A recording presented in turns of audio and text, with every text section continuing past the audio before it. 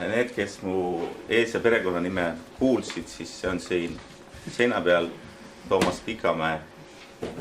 Olen vandeadvokaat, advokaadibüroo Seversheds Ots & Co, Seversheds Sutherland Ots & Co. Kuulume rahvusvahelisse ketti, mis ühineb teiste kettidega ja siis liituvad uued nimed sinna büroo nimesse. Arvestan nii pikk, et see e-posti aadressi ei mahu enam kuskile. Aga see selleks. Siin slaidi peal on kõlav tiitel maksuvaldkonna juht. See ilmselt on tõsi, aga ma ei tegele ainult maksudega, vaid avaliku õigusega.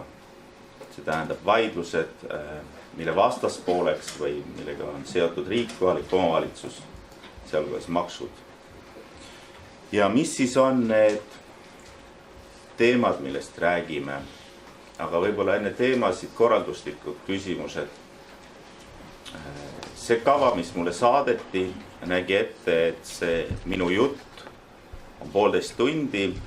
Sellest 1,5 tunnist 10 minutit kuni 15 minutit on küsimuste jaoks. Võime teha sedasi, et nagu kava ette nägi, et küsimused on lõpus. Võime teha sedasi, et kui ma räägin ebaselgelt, enda arvates targalt, kuid tegelikult keeruliselt ja teil on midagi küsimusi, siis äkki küsite kohe. Võib-olla läheb pärast meelest ära või on mingid muud põhjused, miks neid küsimusi ei tule. Et selline organisatsiooniline ettepanek.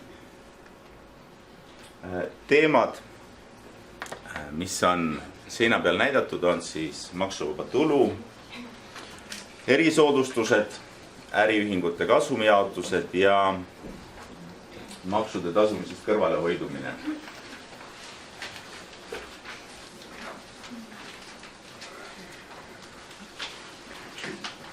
Maksuvaba tulu.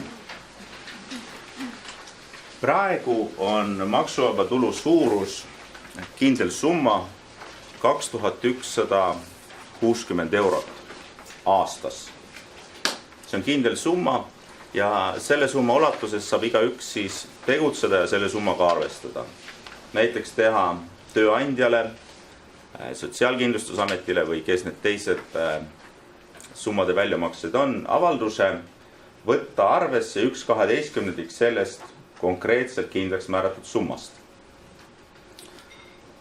Et asi oleks liiga lihtne ja kerge, siis selleks tulevast aastast 1. jaanuarist olukord muutub. Maksuvaba tulu summa tõuseb, nagu te näete. Kui praegu on 2160 eurot, siis tulevikus on 6000 eurot aastas. Aga võib-olla enne, kui me läheme nende numbrite kallale, on oluline panna tähele, et see maksuvaba tulu problemaatika seondub residendist füüsilise isikuga valdavalt. Ja need on sellised mõisted, mis tuleks enda jaoks selgeks teha. Et esiteks füüsiline isik on inimene, aga õigusaktides millegipärast kirjutatakse füüsiline isik tema kohta. Ja nüüd resident on füüsiline isik, kelle elukoht on Eestis või kes viibib Eestis 12 järjestikuse kalendrikuu jooksul kauem kui 183 päeva. Need on 2 üksteisest sõltumatut või alternatiivset residentsuse määramise alust. Ja oluline on neist eeskätt see esimene, kui elukoht on Eestis. Kui minu kodu on Eestis, pere on Eestis, naine või elukaaslane või lapsed on Eestis ja ma olen Eestist ära näiteks 2 aastat, aga ma kavatsen siia tagasi tulla, olen ma ikkagi Eesti resident. Ja nüüd teised isikud, kelle puhul see maksuvaba tulu on oluline, kes ei ole residendid, on lepinguriigi residendid. Lepinguriik on lühend tulumaksuseaduses ja see tähendab Euroopa majanduspiirkonna riigi residenti. Euroopa majanduspiirkond, see on siis Euroopa Liit pluss 3 riiki, Norra, Island, Liechtenstein. Kui isik on nüüd lepinguriigi resident, ehk siis tema elukoht on selles riigis, on tekkinud maksukohustus selle riigiga. Ja ta saab vähemalt 75% enda maksustatavast tulust Eestis, siis sellel isikul on õigus kasutada tulumaksuseaduse 4. peatükis sätestatud mahaarvamisi. 4. peatükk näeb ette mahaarvamised, mis kehtivad Eesti residentidele, mida Eesti füüsilised isikud, Eesti inimesed saavad kasutada. Sealhulgas tulumaksuvaba summa, võimalus arvata maksustatavast tulust maha eluaseme soetamisega seotud intressid, koolituskulud, kõik muud. See on juhul, kui vähemalt 75% maksustatavast tulust lepinguriigi resident sai Eestis. Ja sellisel juhul on tal võimalus neid 4. peatükis sätestatud mahaarvamisi kasutada proportsionaalselt sellega, kui suur on tema Eestis saadud maksustatava tulu osakaal tema kogu maksustatavast tulust. Aga ta peab olema registreeritud maksuresidendiks või? Ei, tal peab olema tõend selle kohta, et ta on seal maksuresident. Eestis piisab sellest. See on nüüd üks. Juhul, kui lepinguriigi resident saab oma maksustatavast tulust kuni 75% Eestist, siis ta saab kasutada seda maksuvaba tulu, ainult maksuvaba tulu, mitte enam teisi asju. Ja maksuvaba tulu sarnaselt proportsionaalselt sellega, kui suur osa on tema Eestis teenitud maksustatava tulu osakaal kogu tema maksustatavast tulust. Ülejäänud isikud, kes ei ole residendid, kes ei ole lepinguriigi residendid, selle problemaatikaga kokku ei puutu. Nii. Ja võib-olla veel enne, kui me läheme numbrite juurde, maksuvaba tulu põhimõte, miks seda vaja on, millist eesmärki see teenib. See lähtub sotsiaalriigi põhimõttest, et riik säilitab inimesele vähemalt minimaalse toimetulekuks vajaliku summa, mida siis ei maksustata. See on see loogika siin taga. Ja kui tulu on kuni 6000 eurot aastas, on maksukoormus 0 eurot. Kui tulu on kuni 4400 eurot aastas, võetakse arvesse maksuvaba tulu 6000 eurot aastas. Ja kui tulu on üle 4400 euro aastas, arvestatakse maksuvaba tulu vastavalt valemile. Ikka 14. Ja 14 400, jah. Ma olin närevil, jätsin sõna ära. Nüüd, see on valem, mis on sätestatud, see 6000 miinus 6000 jagatud 10 800 korda sulud ja seal sees see lahutustehend. See on valem, mis on sätestatud tulumaksuseaduse paragrahv 23 lõikes 2. See on üks valem. Kes on tundnud asja vastu huvi, kes on külastanud näiteks maksuhalduri veebilehti, nagu ka mina, selleks, et selleks koolituseks ette valmistada, siis seal on teistsugune valem ka. Seal ei ole mitte enam need numbrid, aga seal on 500 miinus 500 jagatud 900 korda tulusumma ja see vist on 1200, kui me jagame 14 400 12-ga, siis peaks olema 1200. Nüüd sellele valemile, mida te võite ka näha, on viide tulumaksuseaduse paragrahv 42 lõikes 1. See on sama valem, ainult numbrid on erinevad ja erinevus on selles, et siin lähtutakse aastast 6000. See teine 500-stega ja 900-stega lähtub kuudest. Ja mu matemaatika ei ole tugev, aga ma usun, et kui me korrutame 512-ga ja need ülejäänud numbrid 12-ga, siis me saame selle summa, mis siin on. Ja siin on siis näide. Et kui me võtame, et tulu on üle selle 14 400 euro aastas, 19 700, siis me teeme kõigepealt arvutustehte, mis on sulgude sees. Siis teeme jagamistehte. See konstant on kogu aeg sama, sõltumata sellest, kas me jagame 6000 10 800-ga või me jagame 500 900-ga. Saame selle konstandi, korrutame selle sulgude sees oleva summa läbi ja siis lahutame 6000 selle. Ja see vastus 3056 on näidatud siin. Selline asi siis. Nagu te näete, valitsus, kui varem oli maksuvaba tulu summa 2160 eurot, siis nüüd on 6000. Valitsus või riik andis meile maksuvaba tulu kõvasti juurde. Aga on arusaadav, et seda ei anta niisama. Ja sellepärast võetakse osa asju ära, mis varem olid, mis praegu veel on. Mis siis on täiendav maksuvaba pensionidele, mis siis nägi ette, et kui isik saab pensioni kas Eestist või jällegi lepingu riigist seaduse alusel, kas see on tal kohustuslik kogumispension, mida ta saab, või ta saab sotsiaalkindlustuslepingu alusel, siis on tal võimalik selle pensioni arvelt saada täiendav maksuvaba tulu, kuid mitte rohkem kui oli see 2832 eurot on praegu. Aga seda enam ei ole, seepärast et antakse üldine. Pensionäridelt võetakse see nende täiendav asi ära. Ja samamoodi oli tööõnnetushüvitistele ja kutseõnnetushüvitistele. Et ka nendel oli ette nähtud täiendav maksuvaba tulu selle hüvitise ulatuses, kuid mitte rohkem kui 768 eurot. Ja ka see läks ära. Ja kuigi meil ei ole astmelist tulumaksu, ma kordan veel kord, meil ei ole astmelist tulumaksu, ei ole, siis te näete, et tegelikult siin on, eriti kui me läheme järgmisele slaidile, et kui see summa on juba 25 200 eurot aastas ehk 2100 eurot kuus, on maksuvaba tulu 0 eurot. Ja need inimesed, kes teenivad üle selle, nemad kaotavad.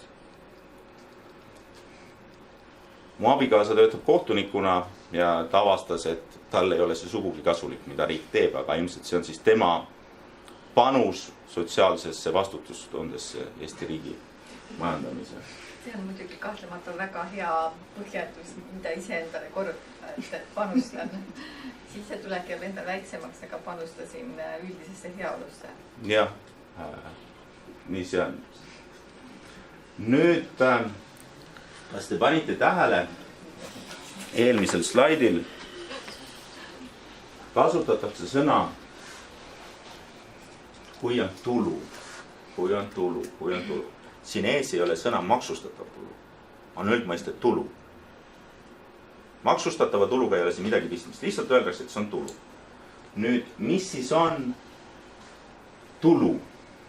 Alates tulust 25 200 eurot aastas. Ja selle kohta on olemas, Riigikohus tegi eile kohtuotsuse, Evelin Kullassepa vaidlus, kus siis Riigikohus nentis jah, et ei ole, aga Riigikohus ka ei vastanud sellele küsimusele. Aga siiski, et anda teile ülevaade, mida see tulu hõlmab, ma räägin sellest lahendist. Evelin Kullassepp asjaolud ei ole selged, aga viidatakse, et ta sõlmis kohtuliku kompromissi Maksu- ja Tolliametiga. Sellest ma järeldan, et ta oli Maksu- ja Tolliameti töötaja ja kohtuliku kompromissi kohaselt Maksu- ja Tolliamet pidi maksma talle 20 000 eurot moraalse kahju hüvitist ja 16 950 eurot saamata jäänud tulu. Ja kompromiss nägi ette, et maksuhaldur peab sellelt väljamaksetelt tulumaksu kinni. Kompromiss sõlmiti ära, kohus kinnitas selle, tehti väljamakse, Evelin Kullassepp sai kätte tulumaksu võrra väiksema summa. Kajastas selle enda tuludeklaratsioonis ja siis natuke aega läks mööda, tegi parandusdeklaratsiooni, ütles, et ta tahab kinnipeetud tulumaksu tagasi. Tema arvates ei oleks tohtinud riik üldse seda kinni pidada. Maksuhaldur ei aktsepteerinud seda, ta läks kohtusse, esimeses astmes kaotas, öeldi, et kokkulepe on kokkulepe, kompromiss nägi ette. Teine aasta nõustus sellega, ütles, et isegi kui see ei ole maksustatav tulu, siis kompromiss kehtib. Tegid sellise kompromissi, millega sa rahul ei ole. ja siis läks Riigikohtusse. Ja Riigikohus ütles siis järgmist. Tulumaksuseadus loetleb erinevaid tululiike. Kui me vaatame tulumaksuseadust, siis ju hakkab pihta paragrahvid 12 kuni äkki 20 või 22 on need madala maksumääraga territooriumil asuvad äriühingud. Erinevad tululiigid, aga tulumaksuseadus ei ütle, mis on tulu. Riigikohus ka nentis seda, et ei ütle, mis on tulu, aga ka Riigikohus ei öelnud, mis on tulu. Tema vaatas lihtsalt kahte konkreetset tuluasja, mis need olid. Esiteks saamata jäänud tulu. Saamata jäänud tulu on mis asi? See on mingi teenimata tulu eest makstav hüvitis. Nõus? Ja Riigikohus ütles, et kui nii, siis järelikult see tulu peaks ju minema maksu alla. Järelikult saamata jäänud tulult peeti sult tulumaks õigesti kinni. Nüüd see moraalse kahju hüvitis ja selle kohta on ka varasemaid Riigikohtu lahendeid. Vähemalt üldjuhul ei ole tulu. See on moraalse kahju hüvitis ja sellelt ei tohi tulumaksu kinni pidada. Selline huvitav lahend, mis ei vii meid edasi küsimuses, mis siis on tulu. Ja üks mu tuttav maksuspetsialist, kellest ma pean väga lugu, Ain Veide, võib-olla olete kuulnud, ma saan ka ennast tema nime aupaistel soojendada, andis mulle sellise määratluse, mis on tulu. Ja kui teie hulgas on raamatupidajaid, siis te võite mind parandada. Et tema lähtub tulu määratlemise raamatupidamise mõistest, mis siis on varade suurenemine või kohustuste vähenemine. Ja minu arvates on see päris mõistlik lähenemine. Sellepärast, et toome järgmise näite. Võib-olla palk ei ole hea näide, aga ütleme, et mul on füüsilise isikuna, mul on leping mingi ettevõtjaga, ütleme töövõtuleping, mille alusel ma kohustun neile tegema koolituse maksualasel teemal. Kui nad teeksid selle väljamakse mulle, siis nad peaksid sealt tulumaksu kinni pidama, sotsiaalmaksu peale, töötuskindlustusmaksed peale. Aga nüüd lepime kokku, et kuna ma näiteks lõhkusin ära nende akna või kohvimassina, siis neil on nõue minu vastu samas summas. Või suuremas summas või väiksemas summas. Ja lepime kokku, et me tasaarvestame selle.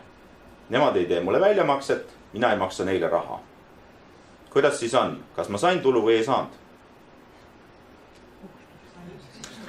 Sest kohustused vähenesid täpselt. Kui nad oleksid mulle raha välja maksnud ja mina oleksin neile maksnud, siis nad oleksid tulumaksu kinni pidanud. Aga kui me teeme tasaarvestuse, siis ma ei ole tulu saanud. Tulumaksu kohustusi mul ei ole, on ju nii. Kohustused vähenevad. Aga hästi. Ja nüüd ongi siis see, et kui me saame selgeks, mis asi on tulu, siis lähme edasi. See maksuvaba tulu, see 6000 või 14 400, millest me rääkisime, võetakse arvesse nii füüsilise isiku maksustatav tulu kui ka füüsilise isiku tasandil tulumaksust vabastatud tulu. Ja see ongi, tekitab teatavaid küsimusi. Mis siis on, no me räägime kogu aeg residendist füüsilisest isikust, mis siis on residendist füüsilise isiku maksustatav tulu? See on ju tulumaksuseaduses üles loetud, paragrahvid 13 kuni 22, kui ma ei eksi. Palgatulu, ettevõtlustulu, kasvuvara võõrandamisest, renditulu, intressid, dividendid, pensionid, stipendiumid, osalus madala maksumääraga territooriumil asuvas äriühingus ja mis seal kõik veel on ja muu tulu. Oluline on see, et tulumaksuseaduse paragrahv 12 lõik 1 järgi see loetelu, mis seal tulumaksuseaduses on mitte ammendav. See, et me ei saa seda tulu panna mingi tulumaksuseaduse sätte alla, ei tähenda seda, et see ei kuuluks maksustamisele. Maksust on vabastatud üksnes see tulu, mida tulumaksuseadus selgelt ütleb. Seda tulu ei maksustata või see on tulumaksust vabastatud. Kõik muu, kui me räägime residendist füüsilisest isikust, läheb maksu alla. Ja mis on residendi puhul veel oluline, mida ma enne ei öelnud, et resident maksab oma residentsusriigis, kes siis meie puhul on Eesti, tulumaksu nii Eestis saadud tulu kui ka väljaspool Eestit saadud tulu. Ehk see maailmatulu põhimõte. muidugi siin see on üldine põhimõte, mida võivad piirata need maksulepingud või siseriiklikud seadused, kus nähakse ette, et seda või seda tulu ei maksustata. Aga see on põhimõte. Mitteresident maksab tulumaksu Eestis ainult paragrahvis 29 loetletud tululiikidelt. Ainult 29. Muult ei maksa. Ja seda 29 võivad maksulepingud omakorda veel piirata. Aga lähme edasi siis. Võetakse aluseks igasugune füüsilise isiku tulu, mis kuulub maksustamisele, välismaalt saadud töötasu ja muu tasu ning dividendid, mida Eestis tulumaksuga ei maksustata. Mis on välismaalt saadud töötasu ja miks seda Eestis tulumaksuga ei maksustata? See on paragrahv 13, lõikega ma ei julge öelda, ma võin eksida. Aga mõte on selles, kui füüsiline isik, Eesti residendist füüsiline isik, saab töötasu, töövõtu või käsunduslepingu alusel tasu või juhatuse liikme tasu väljaspool Eestit, siis seda ei maksustata tulumaksuga. Kui ta on olnud maksustamisperioodil väljaspool Eestit 12 kuu jooksul vähemalt ja seda töötasu, sellelt on tulumaks kinni peetud. Sellisel juhul Eesti seda tulumaksuga ei maksusta. Ta on Eestis vabastatud. Aga maksuvaba tulu arvestuses me võtame selle ikkagi arvesse. Ja millal on välismaa äriühingult saadud dividend tulumaksust vabastatud? Näiteks meil on osalus Nokias või Samsungis või mis see Coca-Cola või mis need uhked välismaa ettevõtted on. Kui see maksab meile dividendi, siis me ei pea sellelt dividendilt Eestis tulumaksu maksma, kui see kasumi osa, mille arvelt dividendi makstakse, on seal riigis maksustatud või dividendilt on tulumaks kinni peetud. Jah? Ja muidugi ei piisa sellest, et me lihtsalt ütleme, et ma tean, et nad maksavad seal tulumaksu või et ma tean, et peeti kinni, vaid selleks on vaja tõendit. Selle riigi päritolu maksuhalduri tõendit, kus see ettevõte tegutseb. Aga lähme edasi. Eesti äriühingult saadud dividend või muu omakapitali väljamakse, mis on äriühingu tasandil tulumaksuga maksustatud. Nüüd, ja see on, esmapilgul näib see moraalselt ja õiguslikult ebaõige, aga seaduse seletuskirjas on toodud põhjendus välja ja selle põhjendusega saab nõustuda. Miks see on moraalselt ebaõige? Eesti äriühing, tulumaksu seadus paragrahv 50, näeb ette, et kui tema maksab dividendi, siis tema peab dividendilt maksma tulumaksu. Ja näiteks kui, võib-olla ka teine näide, kui tööandja, sealhulgas Eesti äriühing, annab meile erisoodustusi, tööga seotud rahalise hüve, siis tema peab maksma tulumaksu ja erisoodustuse puhul veel sotsiaalmaksu. Aga tulumaksu seaduse paragrahv 12 lõige 2, see on oluline, näeb ette, et käesoleva seaduse paragrahvides 48 kuni 52, või oli see 53, nimed maksustamisele kuuluvaid erisoodustusi, kingitusi, annetusi, dividende ja muid ettevõtlusega seotud, mitte seotud kulutusi ei maksustata residendist füüsilise isiku tasandil. Kas te saate aru? Kui äriühing maksab dividendi, tema maksab dividendid tulumaksu ära, mina saan kätte, mina sellelt enam tulumaksu maksma ei pea. Seadus ütleb selge. Nüüd alates 1. jaanuarist tuleb erand ja see puudutab seda 14% tulumaksu määraga makstavat dividendi. Selles osas on erand. Aga sellest me räägime.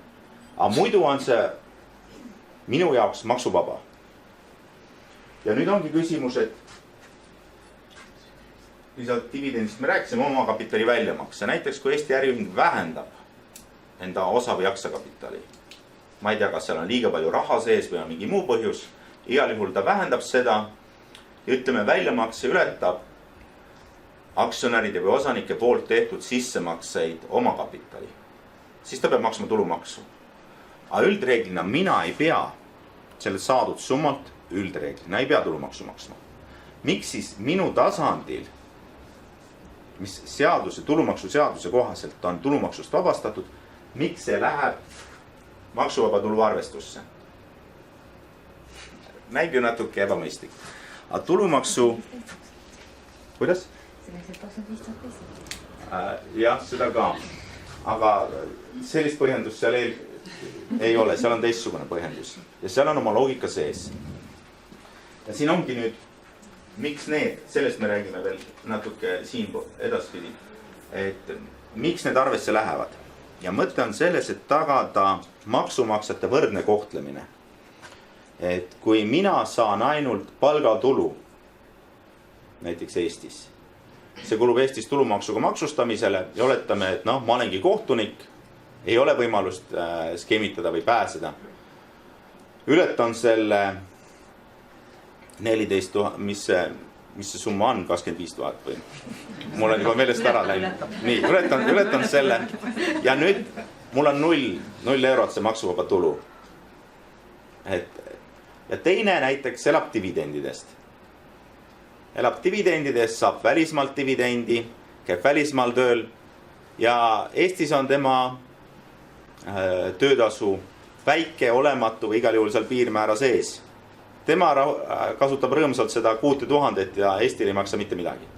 Ja just selles see loogika ongi, et ei tehta vahet maksuvaba tulu arvutamisel, ei tehta vahet millistest tululiikidest see maksuvaba tulu arvutamise baas koosneb. Kas ta koosneb dividendidest, välismaal saadud dividendidest, välismaal saadud töötasust või palgast, igal juhul me võtame selle arvesse maksuvaba tulu arvutamisel. Kuigi me teda ei maksusta tulumaksuseaduse 12 lõike 2 tasand, aga siin me võtame arvesse.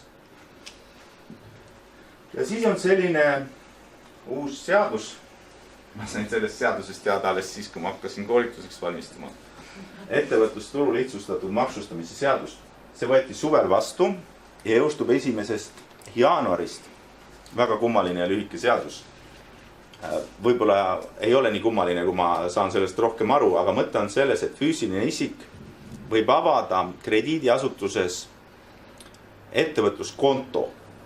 Ja ettevõtluskonto osas ta lepib krediidiasutusega kokku, et see annab maksuhaldurile õiguse võtta sealt kontolt ära tasumisele kuuluvad maksusummad. Ja sinna ettevõtluskontole laekuvad summad ainult siis teenuste osutamisest või kaupade müügist.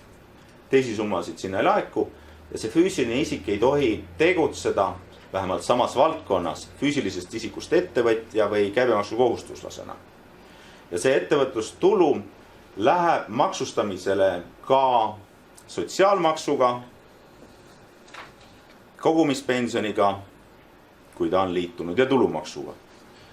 Ja ka see tulu, mis teenitakse, mida on vähendatud ettevõtlustulu sotsiaalmaksu võrra, see summad, mis sinna laekuvad, loetaksegi, et ongi see bruto, mis sisaldab ka kõiki palgamakse. Läheb ka arvesse.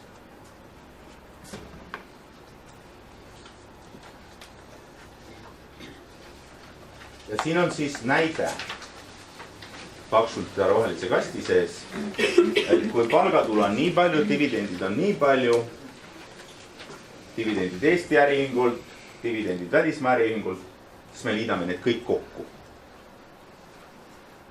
Ja maksuvaba tulu arvestusse läheb see kogu summa. Ja kui see ületab seda, siis meil on see maksuvaba tulu 0. Aga nüüd, mida ei võeta maksuvaba tuluna arvesse? Need on need summad, mille osas tulumaksuseadus näeb füüsilise isiku tasandil konkreetselt ette, et seda ei maksustata. No mis need on? Need on näiteks tulumaksuseaduse paragrahv 13 lõikes 2 või 3. 13 lõige esimesed 3 lõiget sätestavad tulumaksukohustuse palgalt, muudelt võlaõiguslikelt lepingutelt ja juhatuse kontrollliikmetele makstavalt tasult. Ja siis lõige 4 annab pika loetelu erinevatest maksuvabastustest. Aga näiteks, mis on kõige levinumad, ilmselt on paragrahv 15 lõiked 4 ja 5. 15 lõige 4 annab üldise loetelu, mida ei maksustata tulumaksuga. Seal on näiteks siis omandireformi jäänukid, näiteks vastu võetud pärandvara, omandireformi käigus tagasi saadud varu või kõike muud. Aga praegu vist on asjakohane kasu isikliku vallasvara müügist näiteks, siis kasu, mida isik võis saada või tulu, mida ta võis saada, kui ta tegi mitterahalise sissemakse osaühingusse või aktsiaseltsi või üldse äriühingusse, tegi mitterahalise sissemakse ja selle vastu sai osaluse seal. Või siis kasu, mida ta võis saada, kui tal oli osalus äriühingus A, aga see äriühing A ühendati äriühinga B ja tema osalus äriühingus A muutus osaluseks äriühingus B. Ja võib-olla seal tekkis mingit kasu, seadus ütleb, et seda ei maksustata. Ja 15 lõige 5 on need kodu- ja suvila erandid. Ehk siis tulumaksuga ei maksustata kasu vara võõrandamisest, kui müüdi kinnistu, mille oluliseks osaks on peamine elukoht või suvila või midagi muud. Neid ei võeta arvesse. Ja mis siis veel? Maksuvaba tulu arvestamisel võetakse aluseks brutosummad. Väljatud dividendid, kus võetakse arvesse netosummad. Kas mõne ainuke, kellele tundub, et see dividendide tuluna arvestamine oleks nagu topelt, kuidagi ebaõiglane, kui sealt on juba nagu maksud makstud selle dividendi väljamakse poolt, et miks te siis läheb uuesti? Ma saan aru, te ei ole seadust teinud. Ei, ma olen täitsa nõus, et see on ebaõiglane. Kus suures, kui ma praegu rääkisin, ma jäin ju mõttesse veel selle üle. Kas te panite tähele, ma ütlesin, maksuvaba tuluna ei võeta arvesse tulu, mille kohta tulumaksuseaduses selgelt öeldakse, et seda võeta. Aga 12 lõige 2 ju selgelt ütlebki. Aga ma ei tea, kas ma võtsin kaasa see tulumaksuseaduse eelnõu seletuskirjas ja see 12, mitte 12, vaid 23 lõige 3. 23 on see, mis näeb maksuvaba tulu ette. Esimene lõige näeb ette, et see on 6000, teine lõige annab selle valemi ja kolmas ütleb, et mida seal arvestatakse, et välismaad kõik muud. Siis nähakse ette, et noh, ebaõiglane või mitte, eks elu paneb paika seda asja nagu tavaliselt. Aga kas lähme edasi? Või on küsimusi praegu selle kohta? Emotsioonid tekkisid. Emotsioonid, jah. No tegelikult see on küll, me teame kõik, et see on brutosumma, aga ikkagi töötaja mõtleb, loeb maksuvaba tulu. Tema jaoks on see tulu ju see, mis ta oma arvele saab, eks. Arusaadav. Eks ta, et see on see teine rõhutuspool, mis on kindlasti väga tähtis teatud töötaja grupidega. Jah. Aga ma olen soojenduse esindaja. Võimalik, et ma räägin valesti, et seal on maksuhalduri esindaja, kes parandab mind, kui ma eksin. Aga see jutt on minu arvates maksuhalduri veebilehelt, nii et siin ma eksida ei saa. Nii. Nüüd on need avaldused. Et seda tulu saab rakendada isiku avalduse alusel ainult üks tööandja või üks kinnipidaja, kes on tööandja või Sotsiaalkindlustusamet. Ja avalduses see tekst nüüd on pärit maksuhalduri veebilehelt. Tuleb näidata, et mida siis avalduses palutakse. Et arvestaks maksuvaba tulu, üldse ei arvestaks või arvestaks seda konkreetses summas. Ja nüüd, kui ma loen seadust, tulumaksuseaduse paragrahv 42, jah, paragrahv 42 lõige 1 reguleerib seda ja see on tegelikult samasugune nagu ka enne, tõsi küll see valem on sinna juurde tulnud, et selle maksuvaba tulu kohaldamiseks peab isik esitama avalduse. Seega on loogiline see, et 1, et arvestaks seda ja 3, et arvestaks seda kindlas summas. Aga miks ma pean tegema avalduse, et ta seda ei arvestaks? Seadus seda ette ei näe. Aga asi on selles, et elu oli olemas ka enne 1. jaanuari 2018, mil tulevad need muudatused. Ja praegu toimub ju ka tööandja peab tulumaksu kinni ja arvestab seehulgas seda maksuvaba miinimum kunagi esitatud avalduse alusel. Seega see uus avaldus piltlikult öeldes peaks siis asendama seda kunagi aastate eest, võib-olla aastakümnete eest esitatud avaldust. Et nüüd palun pea kinni selles summas või ära üldse pea kinni. Aga kui mu töötasu on alla 1200 € kuus ehk ehk et mulle nagu eelnevalt arvestati tulumaksuvaba tulu ja nüüd justkui ka ju arvestatakse tulumaksuvaba tulu, miks ma siis uuesti selle avalduse pean? Tegelikult ei peagi. Aga me veel räägime sellest, et see maksuvaba tulu arvestus toimub aastapõhiselt. Et minu töötasu võib olla tõesti väike. Aga kui nüüd tulevad dividendid näiteks või keegi pärandab mulle midagi, mille ma müün maha ja vabastust ei tule, siis eeldades, et ma seda päris odava hinna eest ei müü, siis ma saan ületab selle summa. Ja siis tuleb see rõõm majja. Sellel kuul, aga enne ma võib-olla jaanuaris ma ei tea, et ma... Täpselt nii. Ütleme, et pärandiga on raske arvestada.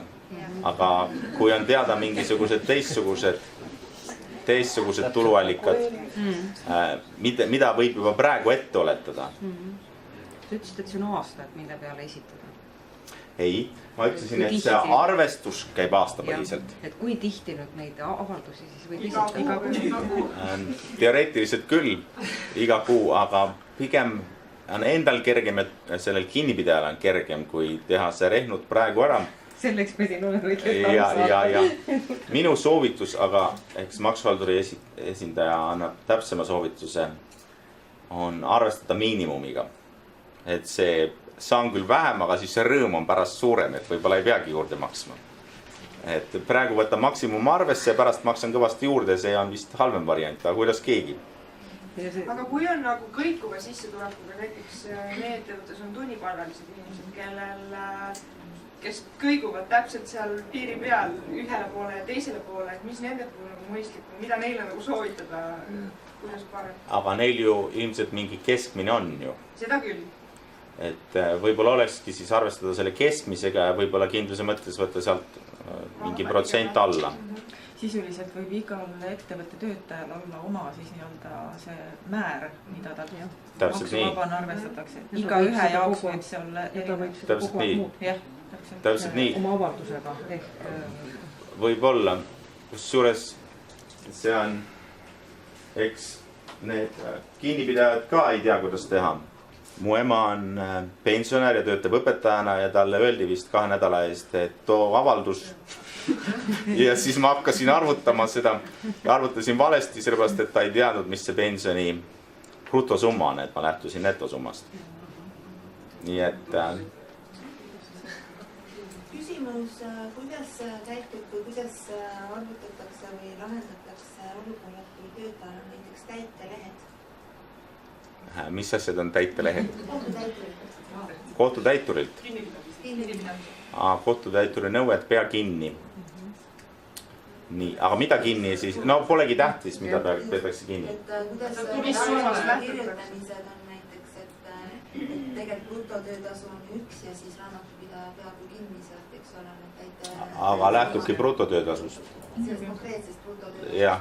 Sellest ikka raporteerida. Muidu oleks ju sedasi, et ma löön kogu oma raha laiaks ja siis mul ei olegi tulu. Aga see kasu ja kahju, või see varaarvestuse puhul oleks see vale jälle. Kasu ja kahju, jah. See kasu või kahju võib olla päris riskantne. Üldjuhul ta ei ole ju. Osteti mingi kinnisasi või mis iganes. Meil on see dokument alles, eks. Müüme nüüd, vaatame seda ostuhinna, vaatame müügi või vahetatava asja väärtust. Kui on suurem, järelikult on kasu. Sellest kasust me saame maha arvata näiteks notaritasu või riigilõivu. Ja vist olid veel midagi, mida sai maha arvata, aga praegu ei tule meelde. Ja sealt see summa tuleb. Aga kui nüüd näiteks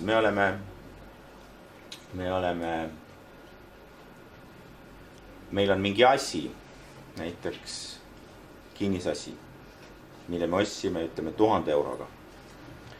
Nüüd me tegime mitterahalise sissemakse sellesse ühte äriühingusse, panime selle asja 1000 euroga ostetud kinnisasja, hindasime selle väärtuseks, vahepeal hind oli tõusnud 10 000 eurot.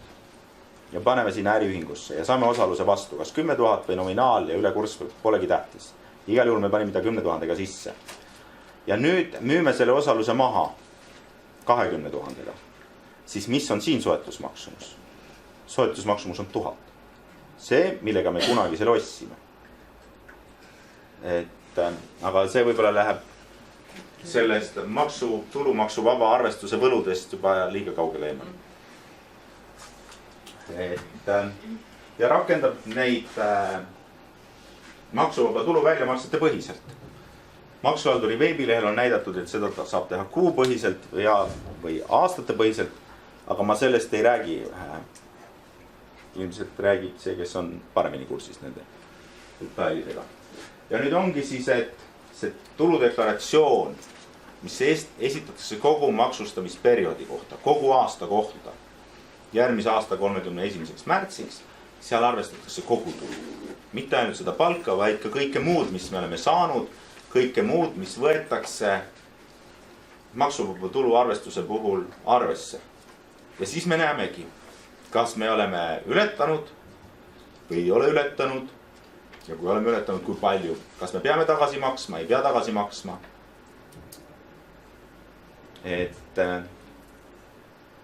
Kui on teada, et meie tulu on palgatulu, et mingisuguseid teisi tulusid ei ole, siis võiks ju lähtuda sellest, et palgatulu on.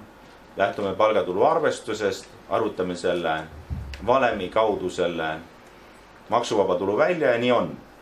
Et kui juhtub selliseid õnnelikke sündmusi, et meil tekib mingit muud tulu, mida võetakse arvesse, no siis võtame arvesse, tagastame selle.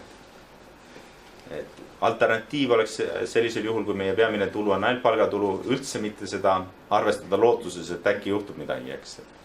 Ei ole vist mõistlik. Aga kui on teada, et mingisugused muud tulud tulevad, näiteks pensionid, mis võivad veel tulla. Ma ei oska öelda, mis võivad. Täpselt, jah. Ei olegi vaja su preemiat, sa ajad mu arvestuse sassima. Aga kas kütuse kompensatsioonid ja sellised komandeeringutasud, need on ka siis? Need on maksuvabad minu arvates, kui nad on seal piirmäära sees. Aga kas tulu alla siis lähevad? Ei. See ongi see, mida seadus konkreetselt ütleb. Ja siin on see ebaõigluse küsimus, sest seadus ütleb ka dividendide osas, aga dividendide osas ütleb eelnõu seletuskirja. Ei arvestata. Korra ütleb tagasi, aga näiteks tõesti see küttekulu, mida makstakse, et kui töötaja on kaugelt tuleb tööle, kas see nüüd on tulu või ei ole? Ei ole minu arvates. Me räägime sellest erisoodustusest. Erisoodustuse all, ta ei ole erisoodustus, jah. Ta on, ma tean küll, jah, ta on see, need numbrid ei ole mul peas, see on vist 395 eurot on see täpselt auto kohta ja 0,95 vist kilomeetri kohta või mis iganes. Ja, et need ei lähe sinna arvesse. Kas pensionäride puhul ma väga kursis ei olegi, aga ema ikka teinekord rõõmustab, et linnavalitsus maksis sellisel puhul mingi raha ja sellisel puhul sünnipäeva ja mingisugusest vanusest selliselt sai nende valimistega seoses jälle mingit raha. Kas see nagu... Tuleb vaadata, kas ta on vabastatud. Kui ta ei ole vabastatud. Kes seda ütleb, ega siis seadus ei kirjutab? Seaduses, see peakski olema kirjutatud paragrahv 18. Ei, 19 eksisin. Pensionid, stipendiumid, toetused, preemiad, hasartmänguvõidud, hüvitised ja elatis. Ja nüüd on öeldud, mida ei maksustata, aga neid ei olegi enam palju jäänud. Mida ei maksustata. Kardan, et see linnavalitsuse preemia läheb siia alla.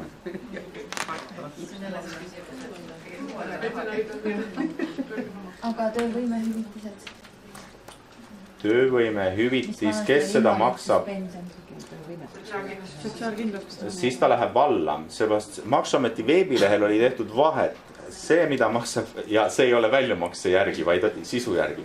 See, mida maksab Sotsiaalkindlustusamet, see läheb. See, mida maksab Töötukassa, see ei lähe. Et see on olemuse järgi, mitte makse järgi. Okei, igasugused lastetoetused ja asjad lähevad ka sinna tulumaksu vaba määra vastas.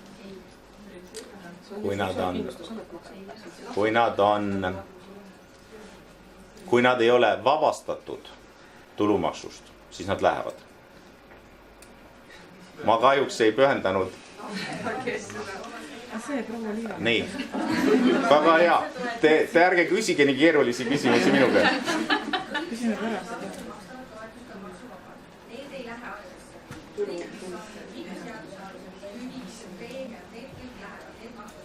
No näete.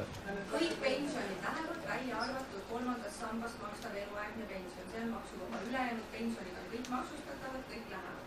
Kõik, mis toetusi maksab, toimetulekutoetus, peretoetus, lastetoetus, et kõik sellised, töötukassa maksab töövõimetoetus, mingid sõidukulutoetus, töötutoetus, need ei lähe.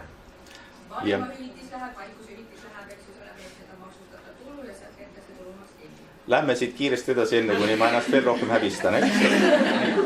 Et kui nüüd... Ma olen kõik küsitlused aasta, aga ma olen kõik järgi uurinud. Nii, et kui nüüd selgub, et me oleme palunud üht määra kohaldada ja saime nüüd ootamatult tulu või saime rohkem tulu, siis see deklaratsioonis deklareerime ja maksame selle 30. juuniks ära. Tuleb maksuteatis meie deklaratsiooni andmete alusel. Sa pead nii palju maksma ja 30. juuniks. Ja nüüd viimane slaid maksuvaba tulu osas. Täiendav maksuvaba tulu lapse eest ja abikaasa eest. Kui te vaatate, on jällegi lapse residendist vanem, me rääkisime residendist, eks? Või muidu eestkostja, kes peab ülal 2 või enamat last, alaealist last, võib aastasest tulust maha arvata täiendava maksuvaba tulu 1848 eurot iga kuni 17 aasta vanuse lapse kohta alates teisest lapsest. Ja nüüd seda täiendavat maksuvaba tulu võib kasutada niivõrd, kuivõrd lapse maksustatav tulu on sellest väiksem. Et kui laps teeb ise maksustatavat tulu, mis ületab seda, siis selle lapse osas me seda kasutada ei saa. Kui meil on teine laps, kes ei tee, siis saame. Ja siin on juttu maksustatavast tulust, mitte maksuvabast tulust. Ja abikaasa eest jällegi küllap siis maksuhalduri esindaja parandab mind, aga ühised tuludeklaratsioonid kaovad ära ja tuleb selline asendus, niinimetatud asendus. Et residendist füüsiliselt isikul on õigus maksustamisperioodi tulust maha arvata residendist abikaasa eest täiendav maksuvaba tulu summas X, kui maksustatav tulu jällegi ei ületa nii palju. Ja ta tohib seda kasutada niivõrd, kuivõrd abikaasa maksustatav tulu on sellest väiksem. Et see on sisuliselt ju olematu.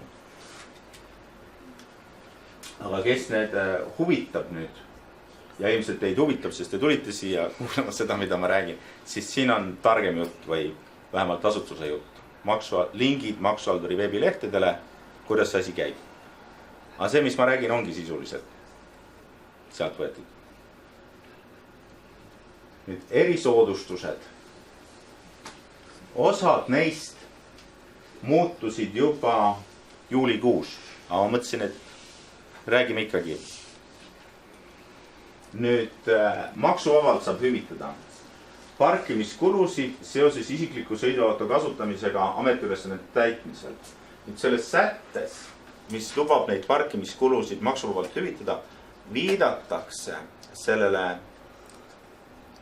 töötaja poolt erasõiduki kasutamise hüvitisele, mida ta saab, kui ta kasutab oma erasõidukit tööandja huvides. Ehk siis selle parkimiskulu käib käsikäes selle sõiduki kasutamise hüvitisega. Jah, kui me ei maksa talle seda hüvitist, siis on küsimus, kas me parkimiskulu saame maksta. No, ma ei näe põhjust, miks ei peaks, kui ta ei taha seda, aga parkimiskulu tahab. On lihtsalt nii hea inimene, et oma kulu ja kirjadega teeb seda, aga parkimiskulu tahab. Nüüd teine töötajate transport, vähemalt 8-kohalise sõidukibussiga. Üldreegel vanasti oli see, et erisoodustuseks sai loetud kulutusi, mida tööandja tegi töötajate transpordiks juhul, kui ühissõidukiga või selle ühissõiduki süsteemiga ei saanud töötaja tööle mõistlike jõupingetustega.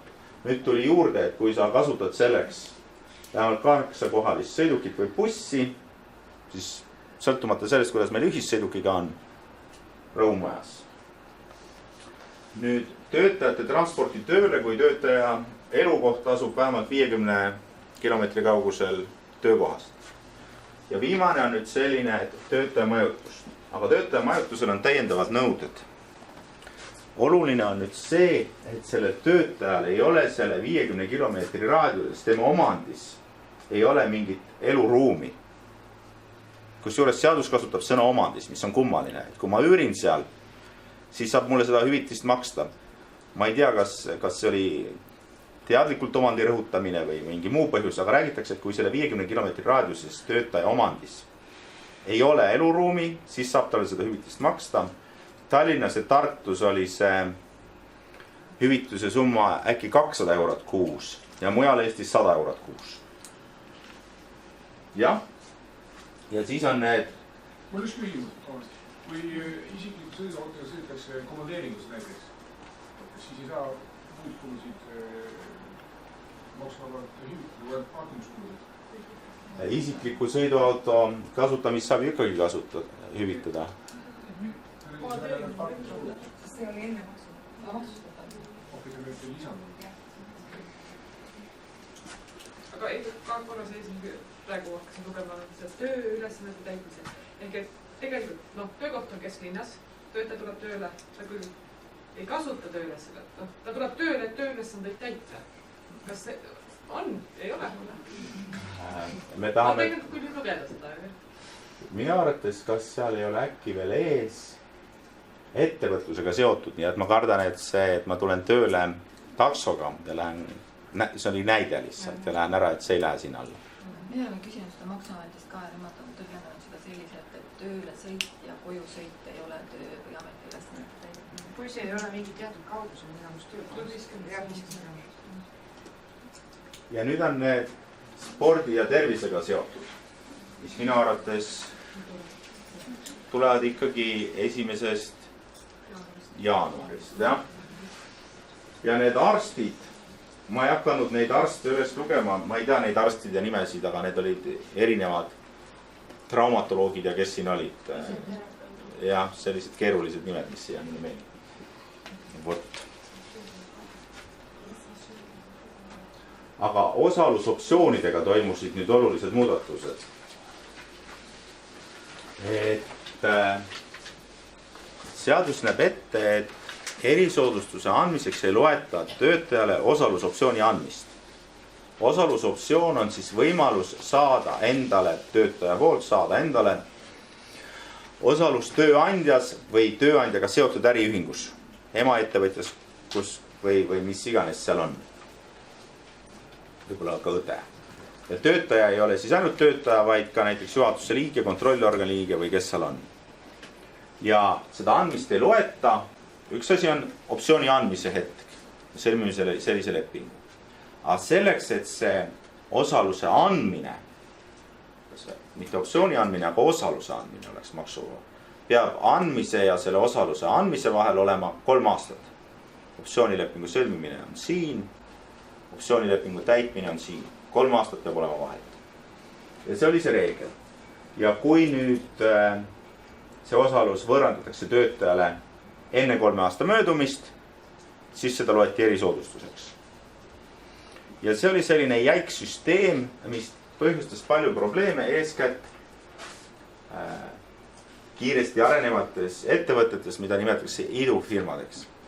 Ja ma ise olen ka kokku puutunud vähemalt 2 korral olukorraga, kus ettevõte arenes, tahtis töötajaid kaasata või kinni hoida, sõlmis nendega optsioonilepingud, ütleme 3 aastaks. Ja siis tuli sellele arenevale ettevõttele külla rikas kosilane, kes oli valmis selle suure raha eest ära ostma. Ja muidugi see ostja ei tahtnud seda, et mingisugused pudinad sinna jäävad sisse, seda esiteks. Ja teiseks ostja tahtis neid töötajaid siduda endaga, aga ta ei olnud huvitatud sellest, et need töötajatega sõlmitud optsioonilepingu objektiks on see vana, ütleme idu, vaid tema tahtis anda enda aktsiaid. Ja kõik see toimus 3 aasta sees. ja me küsisime maksuhaldurilt, kuidas nüüd siis saab, kas tohib asendada, ei tohi asendada seda objekti ja kuidas on. Ja vastus oli, et optsioonilepingu objekti asendamine, isegi kui me ei anna talle seda osalust, vaid me lihtsalt asendame ühe objekti teisega ja küsimus oli, et kas me saame seda uue objekti puhul lähtuda 3-aastase tähtaja arvutamisel jätkuvalt algsest varem sõlmitud lepingu tähtajast. Vastus oli, et see on optsioonilepingu tingimuste oluline muutmine. Kui sa ei taha erisoodustuse maksu maksta, siis hakkame uuesti lugema. Sellest uuest lepingu sõlmimisest. Ja nüüd see ongi vastus sellele probleemile. Kui alusvara muutub, et kui algse äriühingu osalus, mis oli algse optsioonilepingu objektiks, selle asemel pannakse optsioonilepingu objektiks nüüd mingi teise äriühingu oma, siis loetakse algsest. See vastab sellele probleemile. Ja probleem on ka nüüd see, et meil on need 3-aastased lepingud, me ei muuda seda objekti, aga lihtsalt müüakse see asi ära ostjale. Ostja ostab kõik välja. Ta ütleb, võta või jäta. Mina ei osta sedasi, et ma ostan 90% sinu käest ja mingid optsioonilepinguga koormatud asjad jäävad mulle sisse. Ma tahan kõik enda kätte saada. Sellisel juhul ei loeta seda erisoodustuse andmiseks. Aga kui nüüd see 3-aastane lepingu periood ei ole täis, ütleme, et tehti 3-aastane leping 2 aastat tagasi ja pärast 2 aasta möödumist toimub see müük, siis lähtutakse proportsioonist. 2 aastat on möödas, see osalus, mis sa saad 2 aasta eest, seda me ei loe erisoodustuseks, see, mis jääb väljateenivate perioodi eest, seda loeme. Jah? Ja siin on see sama, töötaja sureb või muutub töövõimetuks. Kui me mõtleme, miks need töötajatele osalusoptsioonide andmise eesmärk, miks neid ei loetud erisoodustusega maksustatavaks, oli see, et kaasata töötajaid rohkem tööle, siduda neid rohkem tööandjaga. Kui nüüd töötaja sureb, siis ma seda seost ei näe, aga seaduses on vastav võimalus ette nähtud. Töövõimetusest ma saan aru, et inimene on teinud tööd, kas ta saab. Aga surma puhul saavad pärijad siis. Ja mis nüüd veel? Et kuna tähtsust omab, nagu te näete, maksukohustuse puhul omab tähtsust see, millal leping sõlmiti. Millal sõlmiti? Siis leping peab olema nüüd digitaalselt allkirjastatud või notariaalselt kinnitatud. Siis on rahumajas. Kui meil sellist lepingut ei ole, siis tuleb 5 tööpäeva jooksul arvates optsioonilepingu sõlmimisest esitada see tööandjale. Mitte tööandjale, vaid maksuhaldurile. Ja kui me ei esita ja meil on nüüd see olukord, siis keegi meid ei usu, et ma tegin juba 4 aastat tagasi optsioonilepingu ja maksukohustust ei ole. Jah. Nüüd erisoodustusega seoses veel nii palju, et sõidupäevikud kaovad ära, vähemalt tulumaksu arvestuses kaovad ära. Käibemaksu arvestuses ka üldjuhul välja arvatud, kui käibemaksu kohustuslane just ei taha iga hinna eest tõendada sõiduki kasutamist ainult maksustatava käibe tarbeks sõidupäevikuga. Tulumaksu arvestuses kaob see kindlalt ära. Ja mis siis asemele tuleb? Kuidas seda kaob ka ära see fikseeritud summa 256 eurot kuus sõiduauto kohta, millelt erisoodustuse maksud arvutati. Selle asemel hakatakse lähtuma liiklusregistrisse kantud sõiduauto mootori võimsuse ühikust. 1,96 eurot või juhul, kui ta on üle 5 aasta vanune, 1,47 eurot.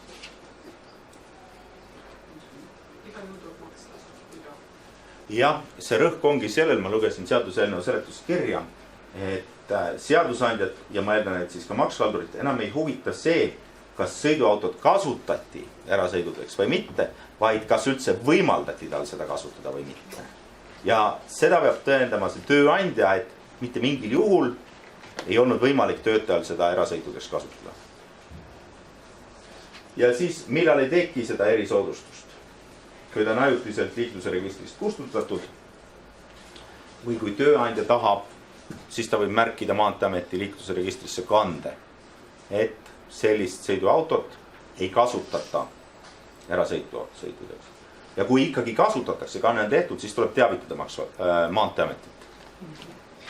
Mis vormis see mitte võimaldamise tõestus võiks esineda? Ma võin palju asju välja pakkuda, aga võib-olla maksuhalduri esindaja ütleb, mis teda aktsepteerib. Võib-olla see on mingi lukk, mille võti on sedasi, et lukk asub kapis, mida saab ainult 7 võtmega avada või ma ei oska öelda, mis see on. Ilmselt seal on erinevad võimalused.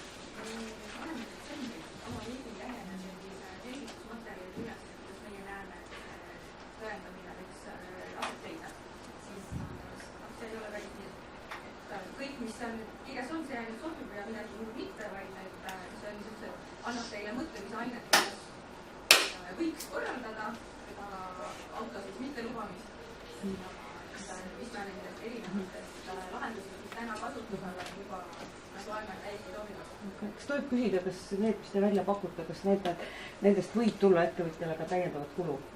Kui tegelikult nii ei tehta, nagu formaalselt on, siis ikka võib, jah. See eeldab seda, et päriselt on ka nii, nagu te korralete sättinud, et paberid ja kõike kirja panna, nagu see on puhtalt formaalsus, siis maksustatakse ikka sisu järgi. Aga kui sisu vastab vormile, siis on ikka okei. Ma ei hakka spekuleerima nende võimaluste osas, et nagunii see, mis ma arvan, ei ole oluline. Oluline on see, mis maksuhaldur ütleb, eks tema hakkab seadust rakendama.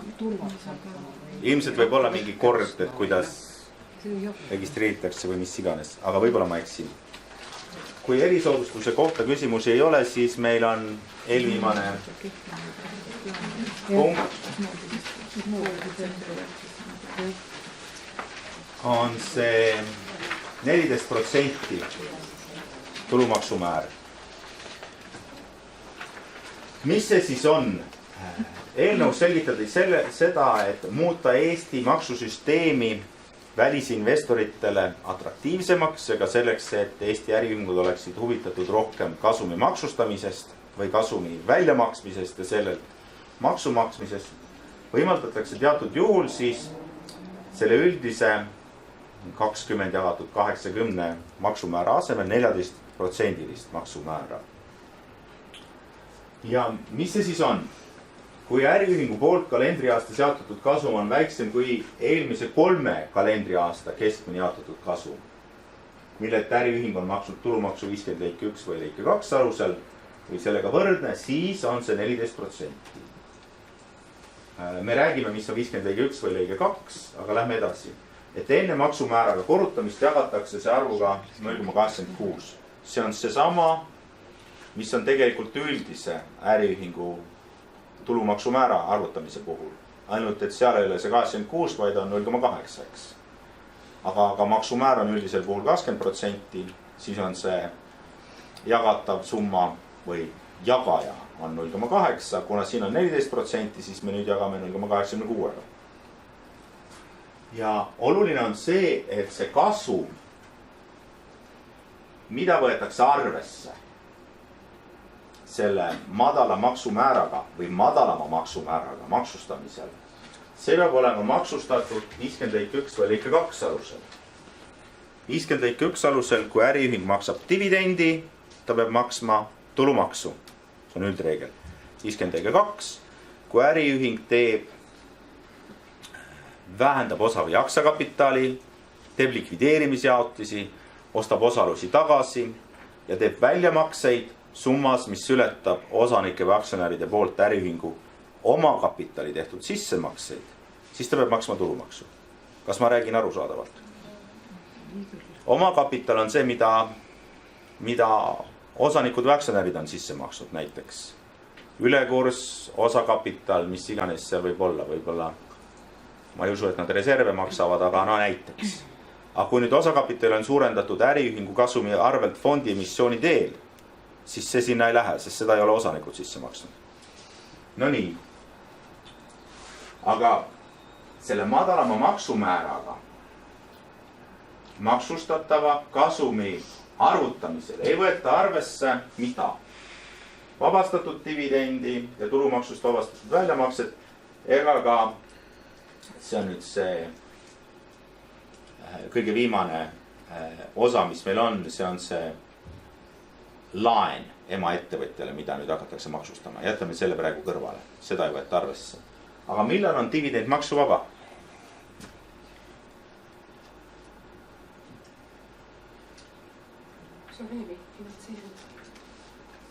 Dividend on maksuvaba näiteks siis. Eesti äriühingule on 50% või minu poolest 10 on see miinimum. 10% osalus Soome äriühingus. A. Soome äriühing A jaotab dividendi ja maksab dividendi Eesti äriühingule B. Nüüd Eesti äriühing B saab selle dividendi maksta maksuvabalt edasi enda osanikele või aktsionäridele. kui A on seal maksustatud? Ei. Siin ongi nüüd kaks asja. Eristatakse lepinguriiki ja kolmandat riiki. Kui tegemist on lepinguriigi äriühinguga, siis see peab olema maksukohustuslane. Ei olegi oluline, kas tema on sealt tulumaksu ära maksnud või ei ole maksnud, kui me räägime dividendist. Kui ta oleks Venemaa äriühing, siis siin on meil oluline, et Venemaa äriühing oleks oma kasumilt, mille arvelt ta dividendi maksab, tulumaksu ära maksnud või dividendilt oleks tulumaks kinni peetud. Aga lepinguriigi puhul ei ole see algse väljamakseja poolt või temaga seoses dividendi maksmine oluline. Oluline on 10% osalus ja oluline on see, et tema on üldiselt seal maksukohustuslane. See on näiteks näide, seal on terve rida erinevaid näiteid. Et ongi see osalus teises äriühingus, kus on saadud dividendi, see osalus peab olema vähemalt 10%, siis püsiv tegevuskoht, püsiva tegevuskoha arvelt saadud, püsiv tegevuskoht mittelepinguriigis. Ja samuti, kui see viimane slaid, see ebaseaduslikult antud laen, kui sellelt on tulumaks ära makstud ja selle ebaseaduslikult antud laenu arvelt tehakse nüüd dividendimakse, siis see on ka saaja tasandil vaba. Oluline on 10% osalus vähemalt. Ja nüüd see puudutab siis kõiki lepingujärgseid riike, mitte ainult Soomet, see oli näide lihtsalt. Soome oli lähedal sellepärast. Nüüd see 2.1 on erand sellest kapitali vähendamisest. Seal on samamoodi, kui nüüd väljamakse tehakse mingisuguse, näiteks äriühing A, vähendab aktsiakapitali, teeb väljamakse, mis ületab tema omakapitali tehtud sissemakseid. Aga A teeb selle väljamakse näiteks dividendi arvelt, mille aluseks olev kasumiosa on tulumaks makstud või dividendilt on tulumaks kinni peetud, siis see väljamakstav summa omakorda jällegi, olgugi et ta ei ole dividendi vormis, vaid kapitali vähendamise vormis või likvideerimise vormis või mis iganes vormis, on maksuvaba. Aga neid summasid me siin arvesse ei võta. Me võtame arvesse ainult neid summasid, millelt on tulumaks makstud. Ja 3 kalendriaasta keskmise jaotatud kasumi puhul on esimeseks arvesse võetavaks aastaks 2018. Järgmisel slaidil on roheline kõrval. See on need tulumaksuseaduse rakendussätted. 1/3. Nii. Nüüd, kuna riik loobus, ta võttis 6% alla, üldine maksumäär on 20%. Ta tuli 14 peale, siis ta tahab oma osa ikkagi kätte saada. Ja kui nüüd see äriühing maksab dividendi, näiteks äriühing A maksab dividendi, ta saab kohaldada 14% määra. Aga ta teeb väljamakse füüsilisele isikule, see Eesti residendile või mitteresidendile, 7% peetakse kinni. Ja miks just 7, mitte 6, sest 14 pluss 7 teeb ju 21. Ma ütlen, ma ei ole matemaatikast tugev, aga seletuskirjas olid arvutused toodud, miks see on õige ja hea. Ilmselt see nii on. Kas seda loogikat võib küsida, võib-olla väga rumal küsimus, aga see, et see väiksem maksumäär antakse kahanevale kasumile, mis loogika see on? Mõte on selles, et mida rohkem maksad seda õiget dividendi, seda rohkem saad kasutada seda madalamat maksumäära. See on sama loogika nagu Eskimo saan, mille peal on Eskimo, mille ees jooksevad koerad. Eskimo istub kelgu peal, hoiab õnge otsas koerte ees porgandit või kala, mille poole koerad jooksevad. See on see sama. Kala on selgelt vähenema. kala on see, et jah, jookseks, et saada kala kätte. Aga nüüd on see, oluline ei ole see, kas dividend on maksustatud 14% määraga dividendi maksva äriühingu tasandil või varasemal etapil. Ja see tarkus pärineb sellest tulumaksuseaduse eelnõu seletuskirjast. Et meil võib ju olla olukord, kus äriühing A saab kohaldada 14% tulumaksumäära. Äriühingus A on 8% osalus äriühingul B. Järelikult äriühing A, kui ta maksab dividendi, äriühing A maksab omakorda dividendi maksmisel dividendi tulumaksu ära, aga kuna B osalus on väiksem, siis B peab omakorda maksma ära ja ütleme, et maksab 20. Siis sellisel juhul see dividend on juba korra maksustatud. Me seda tulumaksu sellelt, kui füüsiline isik on saaja, B aktsionär, me sealt seda 7% enam ei kohalda. Aga kujutame ette olukorda, kus A kohaldab 14% tulumaksumäära. B-l on 10% osalus seal A-s. Järelikult A maksab dividendi B-le. B dividendi jaotamisel tulumaksu maksma ei pea. Miks? Tal oli 10% osalus. Kui nüüd B teeb väljamakse oma aktsionäridele, kelle hulgas olen näiteks mina ja teie siin, siis tema peab sealt 7% kinni. Sest ta jaotas 14% tulumaksumääraga maksustatud dividendi. Et riik tahab oma osa kätte saada igal juhul siit. Et kui esimene kord ei lähe maksu alla, siis teine kord peetakse ikkagi kinni. Jah. Kas on, ja siis on see tõend. Kalendriku jooksu tuleb anda tõend selle kohta, see summa ja tulumaks. Kas lähme edasi? Ja nüüd on viimane slaid. See on see tulumaks varjatud kasumi eraldist. Kas keegi jälgis kevadel, mina ausalt öeldes eriti ei jälginud, aga jutt käis pandi tulumaksust. Riiki häiris see, et on suured ettevõtted, Eesti suured ettevõtted, kes kuuluvad suurtele välismaa ettevõtetele ja annavad sinna laenu. Antakse laenu, lepitakse kokku intress on turutingimustel, aga seda laenu kunagi ei tagastata. Ja see arvestatud intress liidetakse kogu aeg laenu summale, sealt tuleb uus intress ja nii edasi. Ja tegelikult seda raha kasutatakse. Ja riik ei saa raha kätte. See on üks võimalus. Ja teine võimalus on kontsernikonto. Ma ei ütle, et ma kontsernikonto olemusest olen õigesti hästi aru saanud, aga ma saan aru, et see on selline konto, kuhu kõik ettevõtted panevad oma raha, mida siis üks juhtiv ettevõte ja võib-olla ka mõni teine saab kasutada. Ja probleem on see, et jällegi Eesti edukas ettevõte paneb oma vabad ressursid kontsernikontole, mida siis tema emaettevõtja sellega seotud isik kasutab. Kontsernikonto lepingu alusel. Ja ilmselt oli siis Rahandusministeeriumi ja maksuhalduri arvates olemasolev maksualaste kuritarvituste vastane regulatsioon ei olnud piisav selleks. Taheti teha, et laenu puhul pannakse panditulumaks. Mis tähendab panditulumaks? See kunagi oli Eestis 2000–2008. Ja mõte on selles, et kui antakse laenu mingitel tingimustel, siis selle laenu andmisel sa pead maksma tulumaksu ära. Kui laen tagastatakse, saad tulumaksu tagasi. See oli siis, kui tulumaksuseaduses oli säte, et kui antakse laenu, mis ületab 50% sotsiaalmaksuga maksustatavast summast ehk selle laenuandja palgafondist, antakse seotud isikule laenu, siis tuli maksta panditulumaksu. Kui laen tagastati, sai tagasi. Ja tehti selline ettepanek, aga ettevõtjad ja eriti Kaubandus-Tööstuskoda, kui ma õigesti mäletan, oli sellele väga vastu. Ja siis tuli selline regulatsioon, nagu meil siin on.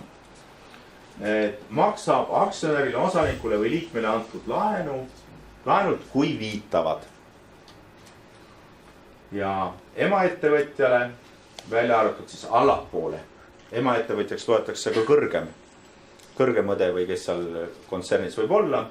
Antud on pikem kui 48 kuud, lasub võime, tagasimaksmise võime, kavatsuse tõendamise kohustus. Ja kui nüüd maksuhaldur on sellise olukorra avastanud, siis ta 30 päeva annab aega tõendite esitamiseks, et näita, et see oli laen, näita, et on kavatsus laen tagasi maksta. Kui ei ole, siis tuleb maksuotsus ja nõutakse see maks sisse. Ja nende laenude kohta peab ta hakkama esitama deklaratsiooni. Ilmselt meil on maksukorralduse seaduses paragrahv 83 või 84, kui tehingu asjaoludest või tehingu või toimingu asjaoludest ilmneb, et see on tehtud maksude tasumisest kõrvalehoidumise eesmärgil, saab maksuhaldur kohaldada tegeliku asjaolusid vastavalt tehingu või toimingu tegelikule majanduslikule sisule. Aga ju siis leiti, et see ei ole piisav. See oli viimane slaid. Järgmine slaid on suur küsimärk, mis tähendab, kas teil on küsimusi. Küsiks, et need avaldused, mida need töötajatel tuleb küsida, kas need tuleb ka kuidagi maksuametile edastada või kuskil? Minu teada mitte. Lihtsalt jooksvalt, kui on... Jah, jäävad enda kätte. Kas töötaja, kelle töötasu on 2500 €, peab esitama avalduse või mitte? See on tema valik. Maksab pärast rohkem maksu. Peab kirjutama, et ärge arvestage nüüd tulumaksuvaba miinimumi. No maksuhalduri veebilehel niimoodi on, jah. Et kuna elu läheb edasi, siis kirjutagu, et ta ei taha seda. Seadus ei näe seda. Aga varem esitanud avaldus, kuidas siis selline sellega arvestatakse? Kuidas? Kõik on varem esitanud selle avalduse, Aga varem oli 1/12 ja praegune elu nägi ette seda, et on fikseeritud summa.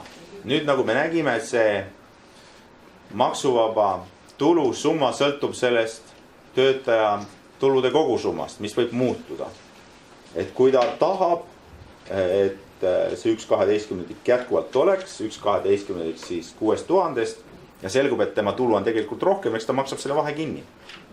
Põhimõtteliselt sellest juhtub midagi, kui uut avaldust ei esitanud. Ei juhtu, jah. Lihtsalt pärast...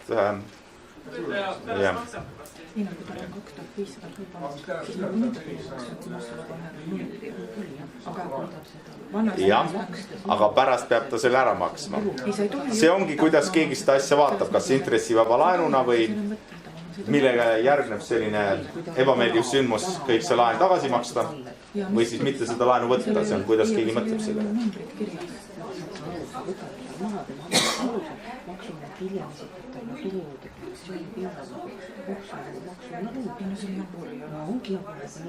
Näete siis.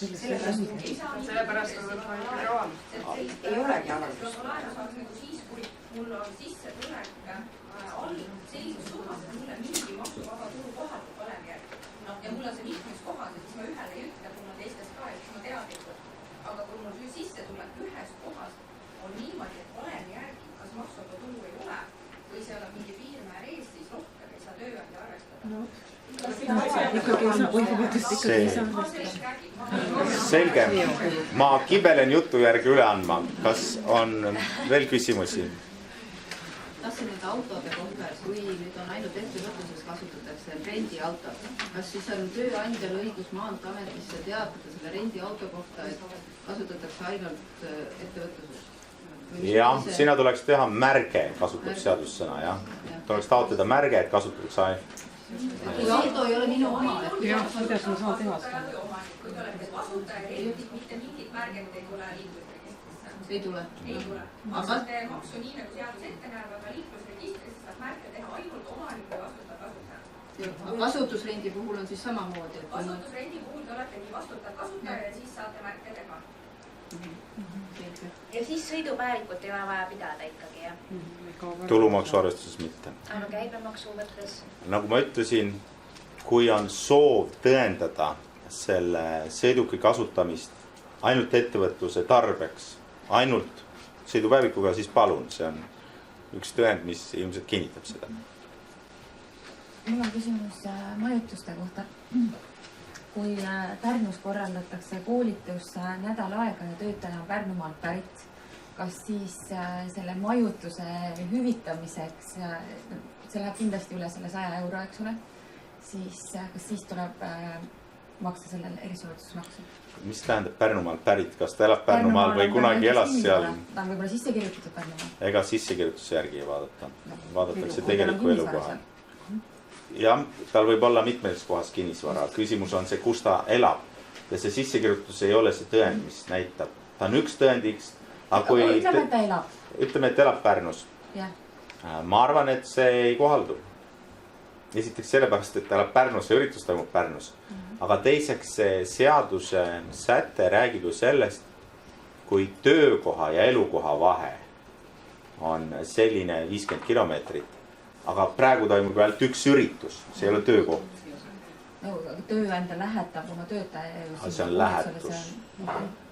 Sellisel juhul kehtib see komandeeringu arvestus, mis räägib majutuskulude piirmäärast ja kõigist muust. Mitte see.